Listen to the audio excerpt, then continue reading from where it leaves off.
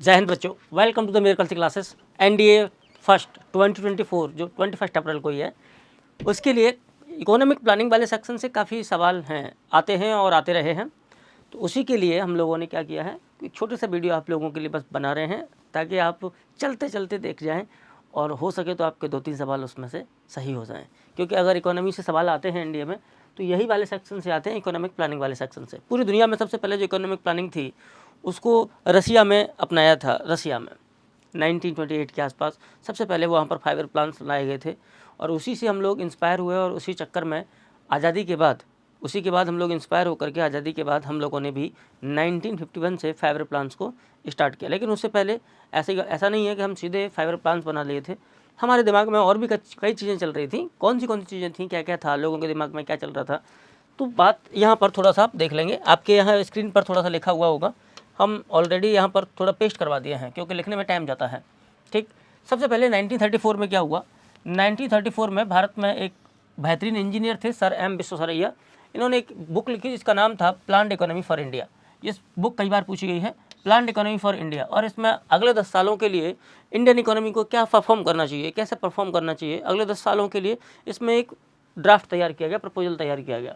ठीक, फिर 1938 में क्या होता है, जवाहरलाल नेहरू की अध्यक्षता में एक नेशनल प्लानिंग कमेटी बनती है 1938 में। ठीक है, फिर उसके बाद क्या होता है कि मुंबई के 8 उद्योगपति, मुंबई के जो 8 इंडस्ट्रियलिस्ट हैं, वो 1944 में एक बॉम्बे प्लान तैयार करते हैं। हालांकि इस प्लान का नाम बॉम्बे नहीं था, बल्कि इस प्लान का नाम था a plan for economic development of India. ठीक है, बॉम्बे प्लान तो उसका पॉपुलर नाम है।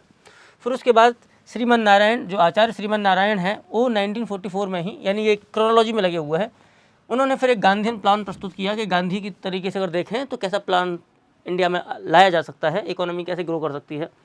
फिर एम एन रॉय, मानवेंद्र नाथ रॉय, 1946 नहीं है, ये 1945 है, आप इसे 1945 कर लेंगे, 1945 इनका एक प्लान आता है, इसे कहते हैं पीपल्स प्लान। ठीक, फिर उसके बाद क्या होता है, इसको छोड़ देते हैं। फिर जयप्रकाश नारायण का 1950 में एक प्लान आता है जिसे हम बोलते हैं सर्वोदय प्लान। तो ये 4 प्लान हैं जिनको आपकी क्रोनोलॉजी आपको याद रखनी है कि कब क्या हुआ। फिर बाद में गवर्नमेंट ऑफ इंडिया क्या करती है, 15 मार्च 1950 को योजना आयोग यानी प्लानिंग कमीशन लेके आती है। ठीक है, योजना आयोग बनता है। इधर देख लेते हैं, जो योजना आयोग है, प्लानिंग कमीशन है, प्लानिंग कमीशन जो है, इस प्लानिंग कमीशन को बनाया गया था 15 मार्च, लिखा हुआ है नीचे, 15 मार्च 1950 को। ठीक है, और ये एक नॉन कॉन्स्टिट्यूशनल बॉडी था। केसी नियोगी कमेटी ने इसकी सिफारिश की थी, केसी नियोगी कमेटी की सिफारिश पर। ओके, ठीक। फिर इसने क्या किया, इंडिया में 5 ईयर प्लान्स को बनाना स्टार्ट किया और इसी के साथ, बनाने के साथ साथ फिर उसे अप्रूवल करना, उस पर डिस्कशन करना, उसको अप्रूव करना, उस पर डिस्कशन करना, बहुत सारे काम, उस पर टारगेट फिक्स करना, फाइनल करने के लिए एक और संस्था बनाई गई और उस संस्था का नाम था नेशनल डेवलपमेंट काउंसिल। क्या था, नेशनल डेवलपमेंट काउंसिल। हम इसे हटा देते हैं थोड़ा सा, नेशनल डेवलपमेंट काउंसिल बनाई गई। ठीक, 6 अगस्त 1952 यानी कि 6 अगस्त ऑफ 1952 में एक संस्था बनाई जाती है, जिसका नाम है national development council, NDC, national development council. ठीक, एनडीसी बोलते हैं इसे। तो ये बनती है, इसका ही काम होता था 5 ईयर प्लान्स को अप्रूव करना। ओके, 5 ईयर प्लान्स को अप्रूव करना। अभी तक इंडिया में टोटल 12 5 ईयर प्लान्स बन चुके हैं। चूँकि जब से मोदी गवर्नमेंट आई है 2014 से ही, तब से क्या हुआ है, जो 5 ईयर प्लान चल रहा था वो 5 ईयर प्लान कंटिन्यू रहा 2012 से लेकर 17 तक। और फिर 17 के बाद 5 ईयर प्लान्स को बनाना बंद कर दिया, क्योंकि 1 जनवरी को ही क्या कर दिया था, 1 जनवरी को ही नीति आयोग आ गया था और प्लानिंग कमीशन को तो पहले ही ख़त्म कर दिया था। तो नीति आयोग आ गया है, नीति आयोग आ गया है, नीति आयोग प्लान नहीं बनाता है, जबकि प्लानिंग कमीशन यानी योजना आयोग प्लान बनाता था। ठीक है, चलिए इतनी सी बात। अब हम देख लेते हैं फर्स्ट 5 ईयर प्लान में क्या फोकस था। आपसे आपके पेपर में पूछा जाता है कि किस 5 ईयर प्लान का क्या ऑब्जेक्टिव था, क्योंकि अभी तक टोटल 12 5 ईयर प्लान है। सबसे ज़्यादा इंपॉर्टेंट आपके लिए 5 ईयर प्लान्स जो हैं, सबसे ज़्यादा इंपॉर्टेंट वो देख लेते हैं, पहले आगे चलते हैं। सबसे ज़्यादा इंपॉर्टेंट जो 5 ईयर प्लान्स है आपके लिए वो है first, second. Important 5 year plans आपसे बता दें तो आप एक बार बस इसी को देखेंगे, फर्स्ट को देखेंगे ज़्यादातर, सेकंड को देखेंगे, फिर उसके बाद आपके लिए फिफ्थ इम्पोर्टेंट है, फिर उसके बाद आपके लिए 11th और 12th, 11th और 12th वाला, ये आपके लिए ज़्यादा इम्पोर्टेंट है। सच बात यह है कि ज़्यादातर सवाल आपको इसी में से मिलेंगे और इनके ऑब्जेक्टिव आपको पता होना चाहिए कि ऑब्जेक्टिव क्या था। ज़्यादातर सवाल ऑब्जेक्टिव से हैं, मोस्ट ऑफ क्वेश्चंस ऑब्जेक्टिव से हैं, ठीक है। तो देखें फर्स्ट 5 ईयर प्लान में क्या फोकस किया गया था। फर्स्ट 5 ईयर प्लान में जो बना था 1951 से लेकर के 1956 तक बना था, ठीक है।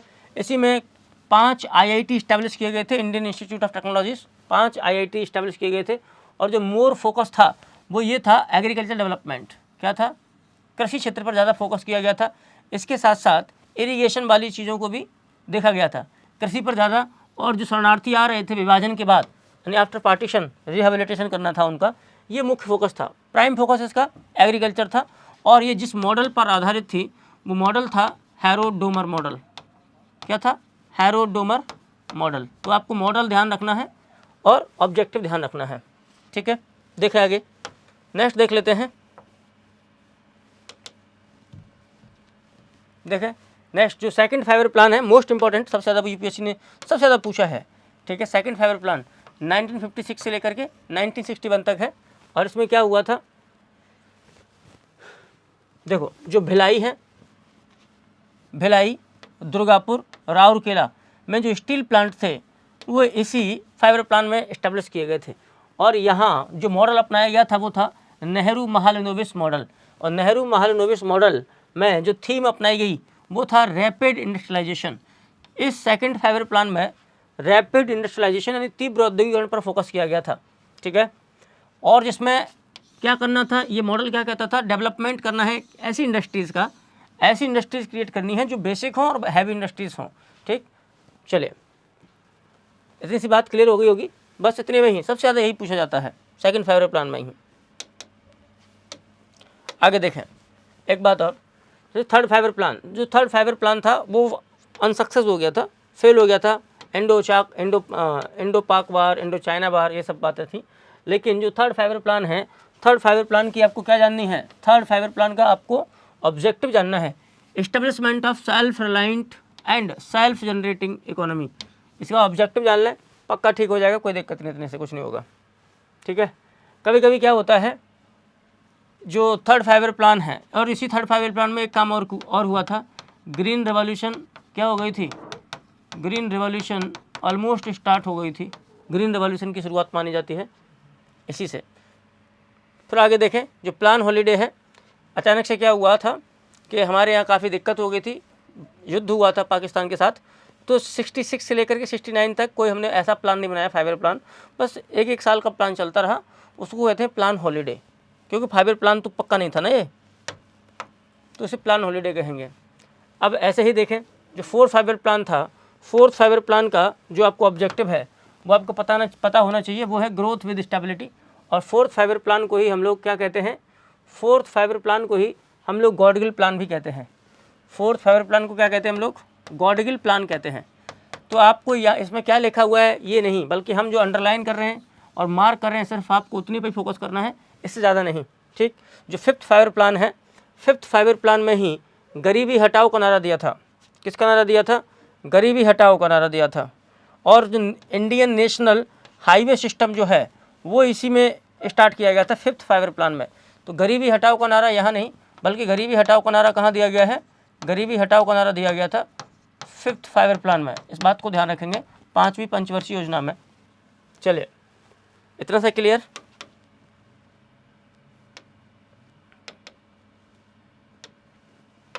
आगे देखें 6th 5 year plan. 6th 5 year plan में 6th और 7th हमारे लिए उतने इम्पोर्टेंट नहीं है।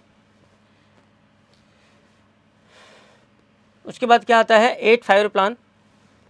8th 5 ईयर प्लान में हम लोगों ने फोकस किया था ह्यूमन डेवलपमेंट पर, ठीक है। 8th 5 ईयर प्लान में फोकस किया हम लोगों ने ह्यूमन डेवलपमेंट, ह्यूमन डेवलपमेंट,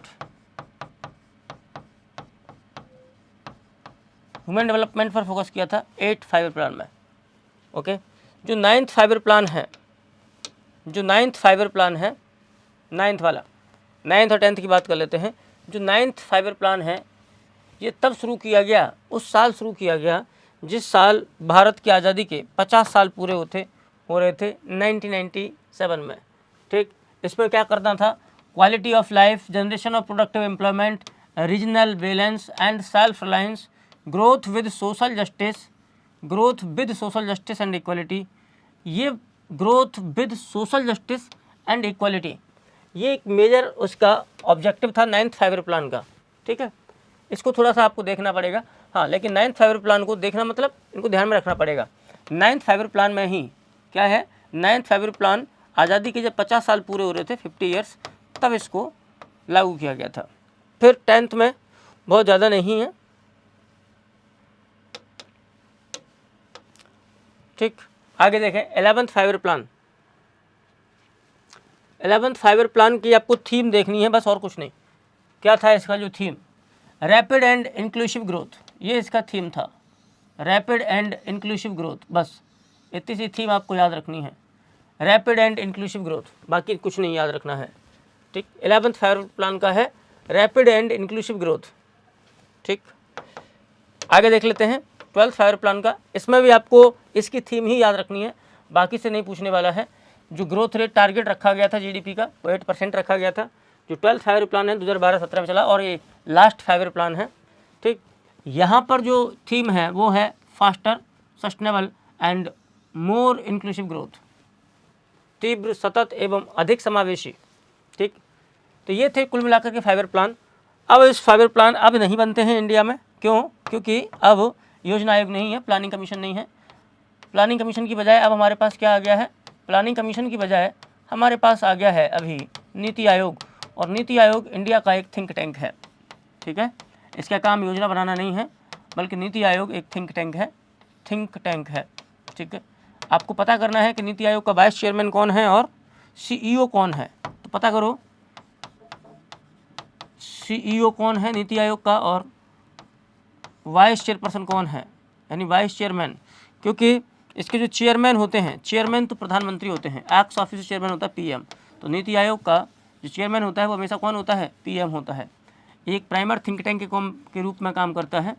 ठीक, एसडीजी को लागू करने के लिए, सस्टेनेबल डेवलपमेंट गोल्स को लागू करने के लिए इंडिया के लिए ये नोडल एजेंसी है, इसी का काम है। बाकी बहुत सारे इंडेक्स जारी करता है। नीति आयोग का एक सबसे बेहतरीन एक मिशन है जिसका नाम है अटल इनोवेशन मिशन। तो जो अटल इनोवेशन मिशन है, अटल नवाचार मिशन, वो इसी नीति आयोग का है। बाकी तो और भी हैं। ठीक है, चलिए, तो ये थे कुल मिलाकर के हमारी तरफ से आपको 5 ईयर प्लान्स के बारे में थोड़ी सी जानकारी।